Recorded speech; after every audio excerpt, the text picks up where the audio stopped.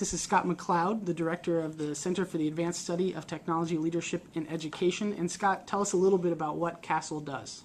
CASEL is the first center in the country that's dedicated to the leadership side of K-12 technology.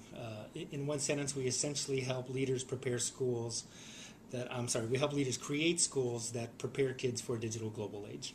So, and as you can imagine, those skills that kids need for that kind of environment are very different than what we've traditionally prepared them for.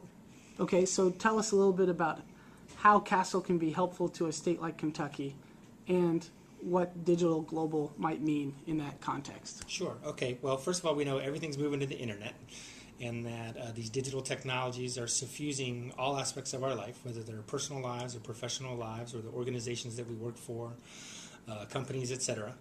So the challenge is, how is the world that we're living in now different because of the information revolution, and what does it mean to prepare kids for that? So CASEL operates on a number of different fronts. We do a lot of work with schools, so we roll up our sleeves and we go out and we help school principals and superintendents think differently about what school environments need to look like, what classroom environments need to look like, what kind of skills kids need when they graduate from high school that are different from what they've done before, how to effectively integrate technology into the school organization, and so on.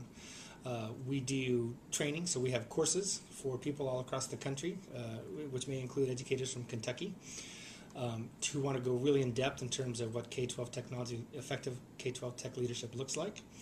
We do research where we study different aspects to try and find out what does it mean to be an effective technology leader, how do we create schools that are effective for the next half century instead of the last half century, and so on. So we're operating on a number of different fronts.